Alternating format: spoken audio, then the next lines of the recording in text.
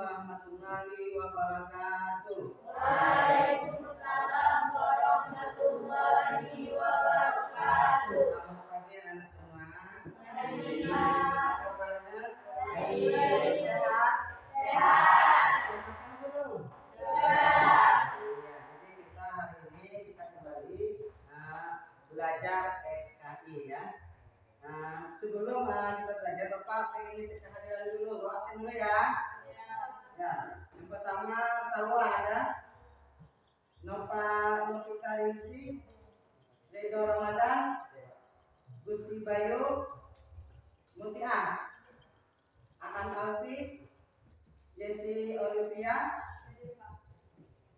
Syafina, Natasha Akida, Putri Al-Huja, Ahmad Wijaya, Nuraida, Wahyu Budiman, Muhammad Saidi Adham, Nabila Antian. Karena sudah hadir semua, baiklah, sudah ada absen, Bapak ingin menyampaikan tujuan pembelajaran kita pada hari ini ya.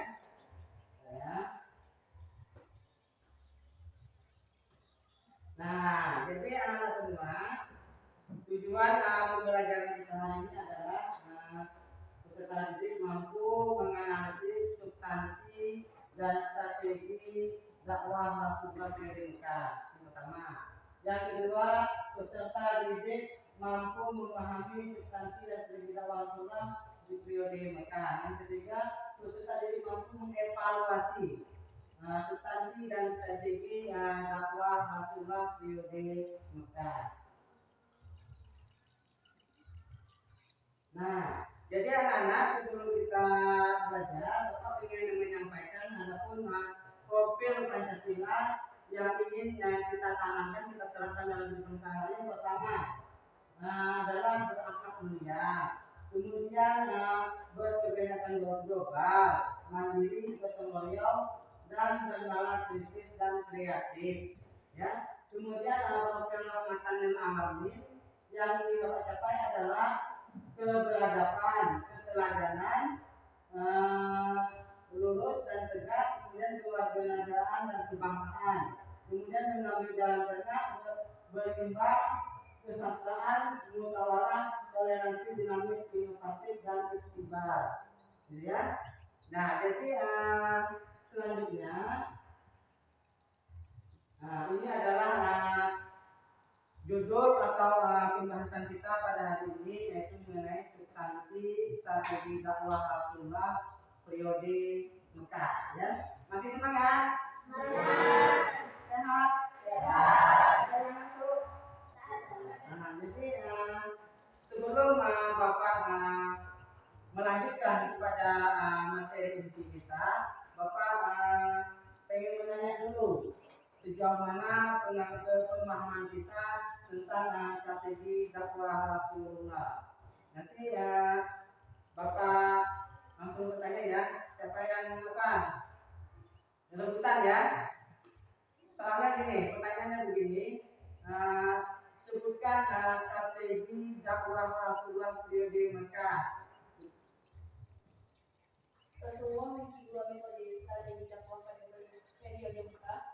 Yang pertama, dakwah secara siriyah atau sini-sini, dan yang kedua, dakwah secara terang-terangan atau disebut juga dengan dakwah hidayah.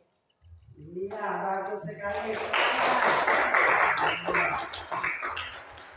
Nah, karena kita sudah mengetahui bagaimana strategi dakwah Rasulullah, maka kita masuki pada kegiatan inti ya. Bapak akan membagi kelompok dulu, dibagi menjadi 3 kelompok. Yang pertama ini adalah kelompok 1, kelompok 2, kelompok 3 ya. Ingat ya kelompoknya ya. Kemudian ini ada materinya ya. Ini materi untuk kelompok 1, kelompok 2, dan kelompok 3. Jadi anak-anak semua silahkan diskusikan dulu ya materi yang Bapak berikan.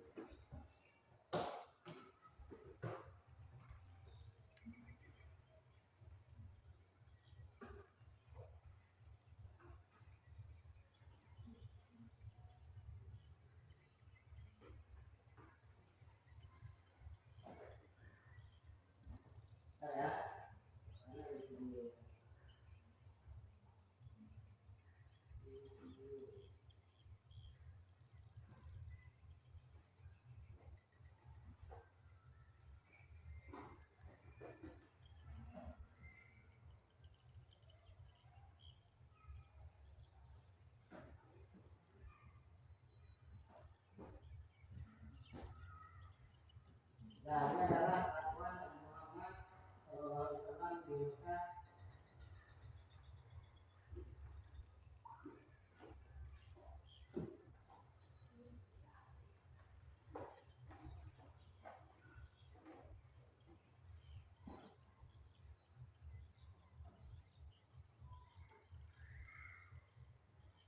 Ini adalah ada metode dakwah Rasulullah ya, yaitu dakwah Rasulullah secara sembunyi-sembunyi dilakukan atas dasar perintah Allah Quran surat ya.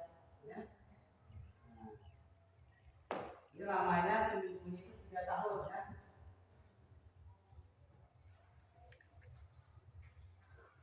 Kemudian dakwah secara tangan-tangan ke Udairiyah. Karena perintah Allah juga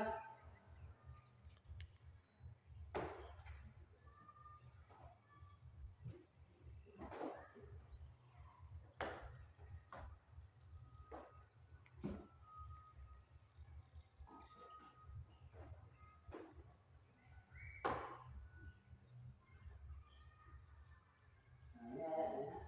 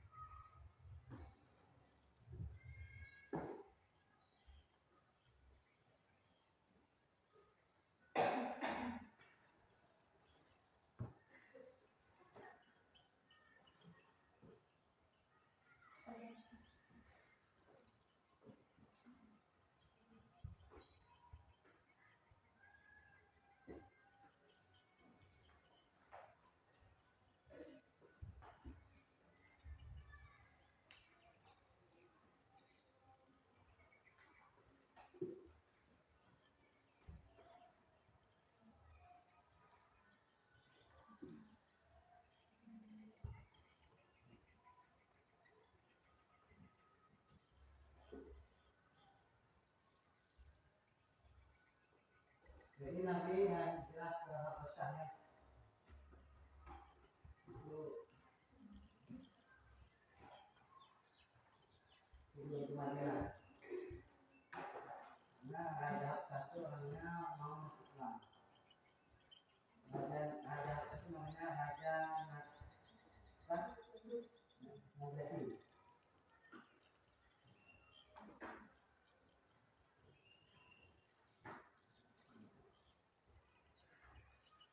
Karena memperhatikan kondisi Islam di sana.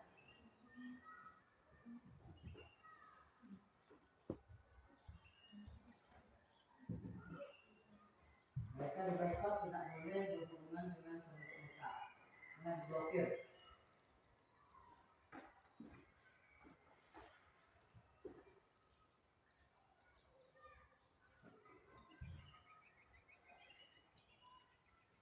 Ini adalah di sini perjanjian Aqabah. Itu pada masa pemblokan itu ya, ada perjanjian. Tak boleh jual beli dengan Muslim, tak boleh menikah dengan Muslim.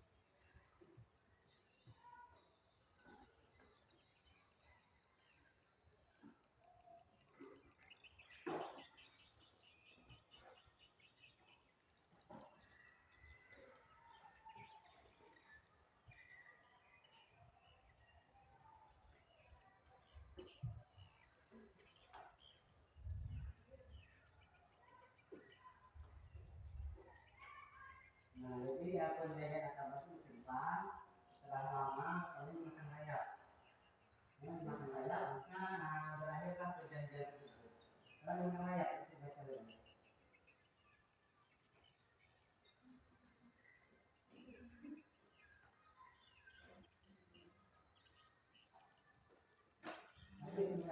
tinggal di atas saja kita Allah gitu ya.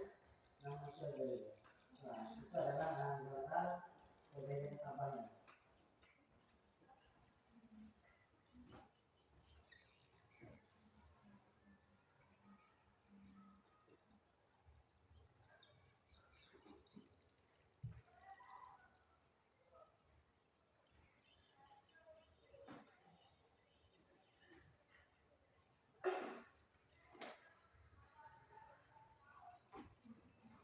Nah, itulah video yang bisa kita amati. Kemudian kita lanjutkan dengan diskusinya ya. Silakan kelompoknya sudah siap untuk presentasi diskusi. Ya, siapa dulu yang mau presentasikan? Silakan berdiri. Kemudian diperkenalkan kelompok sama dirinya ya. Silakan.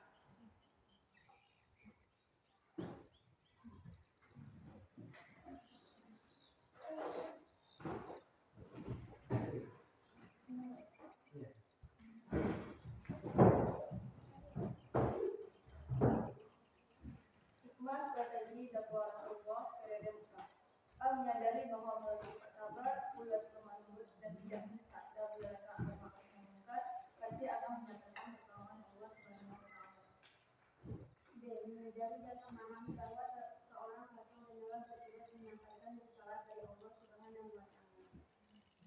C. Memahami bahwa Allah Subhanahu wa taala pasti akan menguji seseorang yang akan terpilih menjadi utusan atau rasul.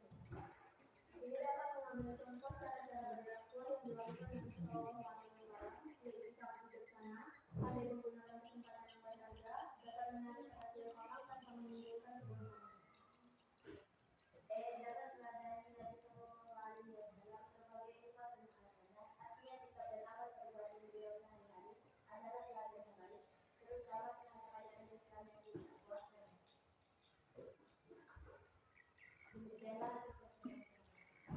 Ya, bagus sekali ya, sangat bagus. Nah, berikan pertanyaan buat kelompok kita. Baiklah, karena sudah dipresentasikan semua, kita masuk kepada diskusi dan tanya jawab ya. Ya, silahkan kelompok yang mana dulu mau bertanya, silakan. Kelompok mana yang mau bertanya dulu?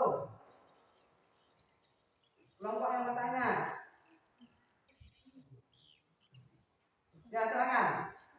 Kepada kelompok siapa pertanyaannya? Berdiri.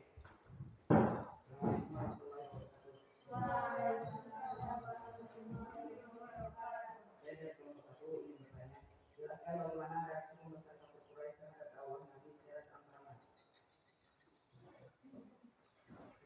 Assalamualaikum warahmatullahi wabarakatuh. Ya, itu adalah pertanyaan daripada kelompok 1 kepada kelompok 3, kelompok 2. Bagaimana dakwah Nabi secara terang-terangan? Ya, silakan kelompoknya untuk menjawab. Silakan.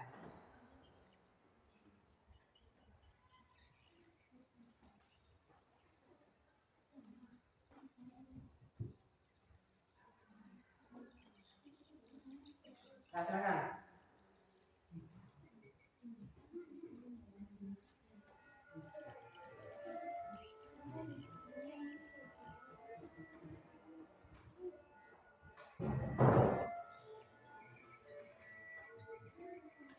Menolak kebenaran dakwah tersebut mulai dari mengolok-olok, cemooh, hinaan, hingga tindakan aniaya penyiksaan yang berujung pada terbunuhnya pengikut Nabi Muhammad SAW dari kalangan budak, yang pada puncaknya kaum Quraisy juga merencanakan pembunuhan atas Rasulullah SAW. Iya, bagus sekali.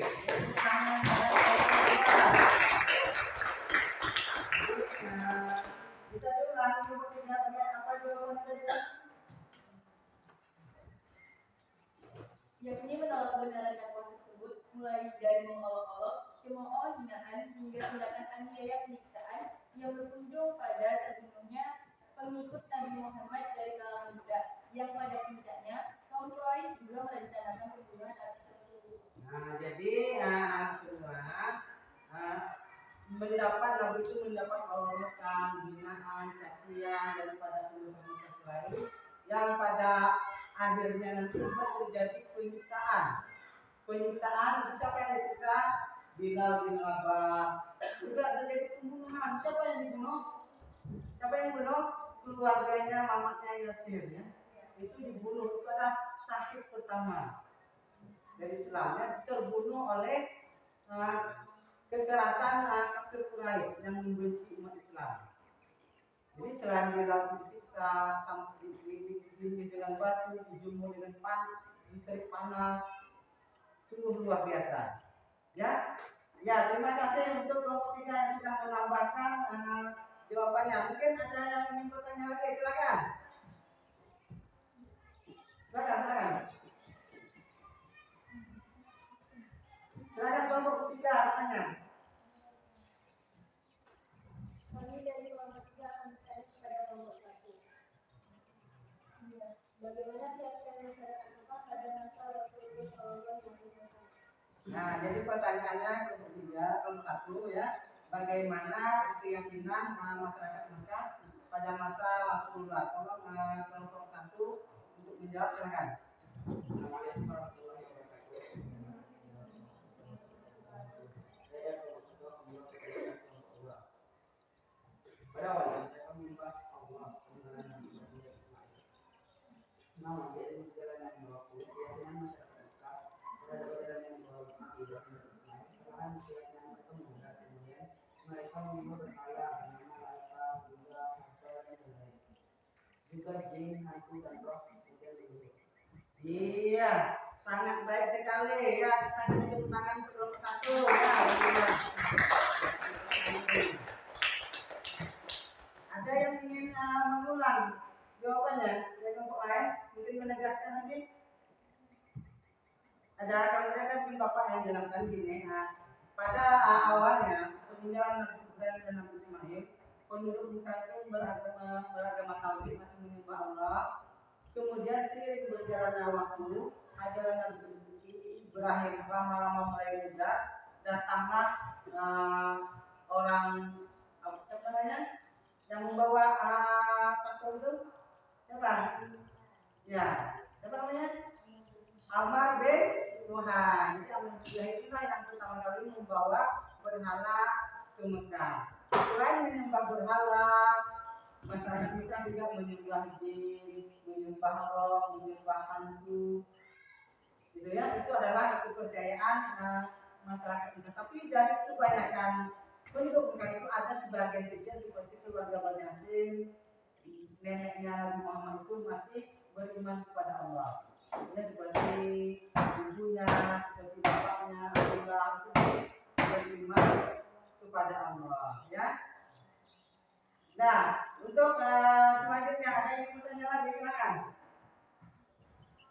Silakan. Masih semangat anak-anak? Semangat.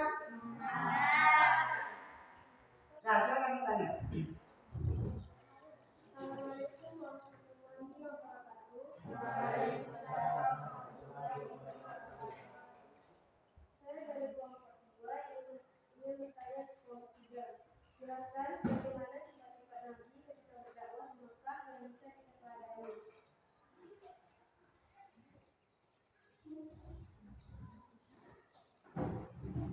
Saya akan menjawab pertanyaan dari kelompok 2. Sifat-sifat Rasulullah ketika berdakwah yang pertama sabar. Rasulullah sangat sabar ketika berdakwah. Contohnya kejadian kali batu, Rasulullah bukannya marah tapi tetap sabar dan mendoakan. Yang kedua, ulet atau pantang menyerah.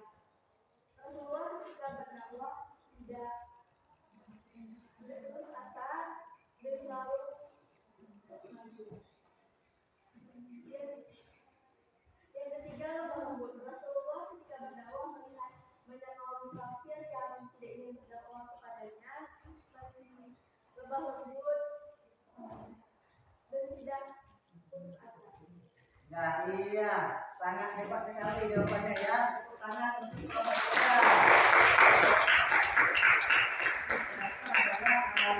Mengenai sifat-sifat Nabi ketika dakwah di Mekah juga yang harus kita teladani. Yang pertama adalah sabar yang luar biasa Nabi ya. sabar gitu. Nabi dakwah itu dicaci, dihina, bahkan mau dijebak masuk lubang oleh pamannya sendiri. Cuma Nabi tetap datang ketika pamannya sakit. Nabi datang menjenguk pamannya yang mau menjebak tersebut. Ya begitulah Pak Nabi ya. Keburukan Nabi balas dengan kebaikan. Jadi itu perlu kita tanamkan dalam misalnya kalau tidak orang menyakiti kita, kita balaslah dengan kebaikan. Ya. Kemudian udah pantang menyerah, nanti tak pernah menyerah, tak pernah mengeluh, pantang mundur. Dan kemudian Nabi berdakwah dengan lemah lembut, artinya tidak dengan kekerasan.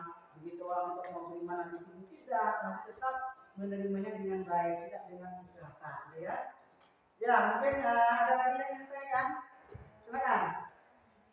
Silakan. Kalau ada yang ditanyakan, nah karena mungkin belum waktu kita masuk kepada penutup ya. Baiklah. Adapun kesimpulan daripada pelajaran kita hari ini, yang pertama adalah bahwasanya rencana Allah itu sangat besar. Allah punya rencana besar, Allah uji seseorang itu karena Allah ingin mengangkat derajat seperti Nabi yang luar biasa. Allah uji dengan sedemikian penderitaan karena Allah mengangkat derajat Nabi ya. Kemudian perjuangan Nabi itu sangat berat. Ya. Kemudian kesimpulan yang berikutnya, dengan mengetahui sejarah Nabi membuat kita semakin mencintai Nabi dan meneladaninya. Jadi kita cinta Nabi, kita teladani sifat-sifat Nabi. Kemudian mencari keselamatan umat Muslim ketika jumlahnya masih sedikit, itu dengan cara hijrah ke besar, ya. Ketika umat Muslim masih sedikit, daripada tindakan kekerasan dan tindakan kekerasan, maka Nabi meninggalkan hijrah ke Habasah. Dan juga nanti sampai kepada hijrah ke Madinah. Kemudian semakin banyaknya yang mengetahui Islam sudah mulai menyebar sampai nanti orang Madinah itu mereka pergi haji mendengar berita bahwa ada Nabi yang mengutus mereka hanya beriman. Yang awalnya mungkin 12 orang Islam pulang ke Madinah membawa kabar berita itu ke Madinah. Kemudian datang lagi pada semenanjung berikutnya. Kemudian kaum muslimin banyak mengalami penindasan dan penyiksaan, ya, seperti Bilal bin Rabah yang disiksa oleh temannya, ya. Kemudian Yasir dan mamaknya yang dibunuh oleh orang-orang Quraisy, orang-orang kafir. Ya. Itu aja kesimpulan pada hari ini. Sebelum Bapak akhiri, Bapak pengen melaksanakan uji tes semangat dulu ya. Bapak pengen melaksanakan tes semangat. Nah, jadi ini ada tugasnya. Tugas silakan dikerjakan. Ini adalah tugasnya, kerjakan nanti ya. LKPD. Nah, nanti dikerjakan minggu depan kita kumpulkan ya. Ya kerjakan ya, belajar di rumah. Baik-baik. Nah, mungkin dari penjelasan Bapak tadi, Bapak ingin sedikit mengulang, apakah kita semua sudah paham tentang strategi dakwah Rasulullah periode Makkah.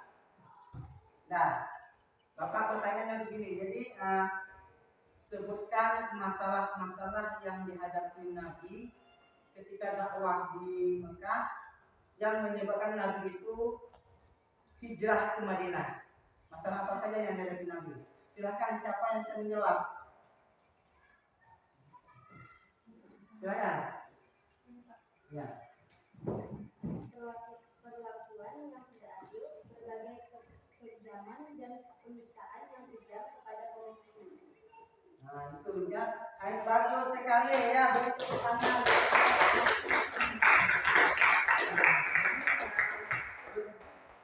Artinya apa? Kita sudah paham semua tentang bagaimana strategi dakwah Rasulullah di Mekah dan apa saja yang terjadi, dan itu sudah kita pahami ya. Mungkin itu saja pertemuan pada hari ini. Tolong tugasnya dikerjakan ya. Ya, jangan lupa belajar, jangan lupa tidur yang cukup, makan yang cukup, ya, jaga kesehatan. Karena minggu depan kita akan melaksanakan ulangan, ya. Ya, siap ulangan? Ya. Tepuk tangan dulu untuk semuanya.